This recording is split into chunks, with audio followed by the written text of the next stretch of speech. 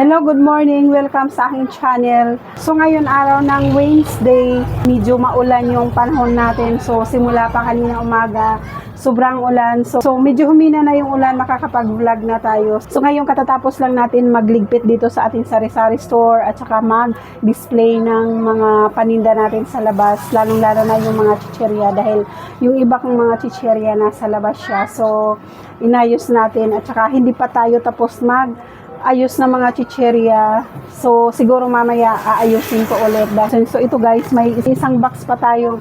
So, yung aayusin na chicherya. So, ito yung lagayan natin. Dito natin inilalagay chicherya. So, ilalagay natin siya dito. So, kailangan natin punuin yung lagayan natin ng chicherya. So, ayan, siguro mamaya ayusin naman natin yung mga ibang chicherya natin para ma-display na rin natin sa labas. So, kayong mga kapwa ko sari-sari store, kumusta naman po kayo?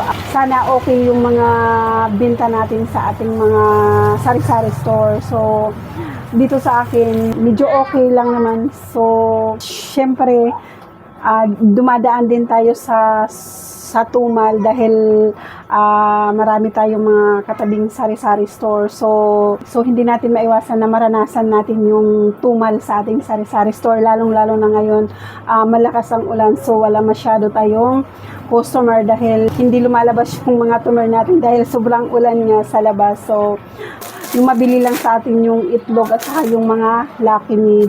Ganun talaga pag sobrang ulan at saka yung tuyo. So yung tuyo natin naubos na. So yun yung mga mabili pag oras ng tag-ulan. So mag-update muna tayo sa ating sari-sari store. So ito yung update natin sa ating sari-sari store. Ayan, katatapos lang natin maglinis. So ayan, ito.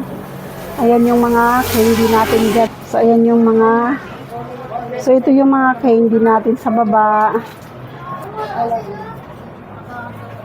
At saka yung mga kape natin sa taas, guys. Tsaka dito naman sa sa mga dilata natin. So ayan, yung mga dilata natin okay pa naman. So dahil nakaraan ka di-display ko lang. So ayan, medyo may laman yung tindahan natin kasi nung nakarang araw ka-display lang natin. So ayan yung mga paninda natin. So dito wala masyado. Tapos ayan yung mga candy natin. So ayan, so medyo okay naman. Tapos yung mga paninda natin dito sa taas. So ayan yung mga nestan yung. So ngayon ayusin ko naman yung mga chicherya natin dahil yung chicherya kanina binutasan ko na to. Pero hindi lahat, yung iba wala pang butas. So, ngayon, i-display natin siya dahil yung chicherya natin sa labas. So, dahil yung chicherya natin pang-display to sa labas. So, lalagyan natin para mayroon tayong display. So, ganito lang ako mag-display ng chicherya, guys. Na mga paninda dito sa sari-sari store. Pero mayroon din akong isang lagayan na yung parang yung nabili ko rin sa online. Parang mo na lang siya, isasabit pababa yung niya. Pero hindi siya ganito. Pero dahil dahil kailangan natin sa labas ng ganito, so mag-display rin tayo ng ganito sa labas na napahabang chicherya. So para nakikita ng mga customer condense, maliit lang.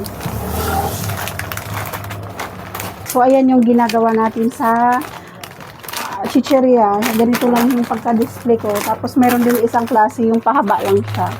So ayan, isasabit na natin siya sa labas.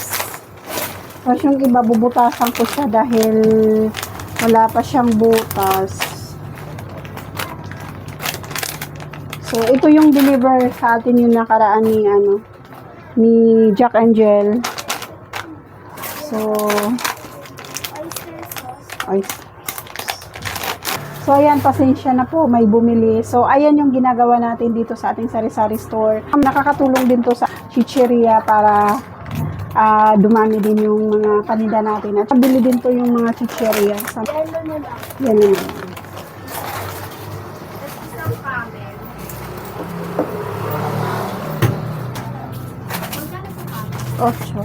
So, naka-display na yung chicheria natin. So, ngayon, ito naman yung yung ginagawa ko.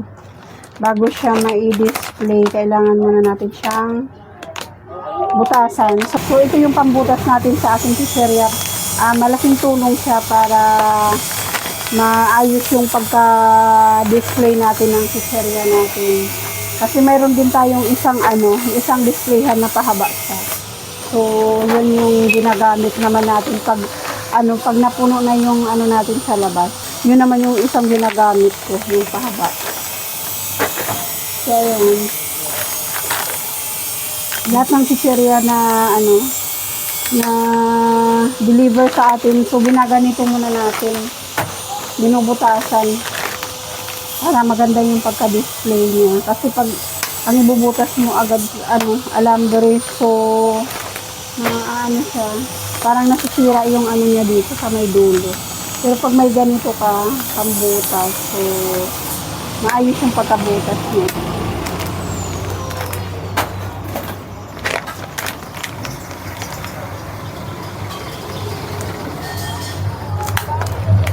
So, ayan.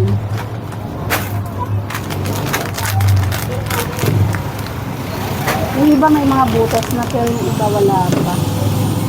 So, kailangan natin siyang butasan para maganda yung para maganda yung pagka-display natin. Dapat may butas yung mga chicheria natin.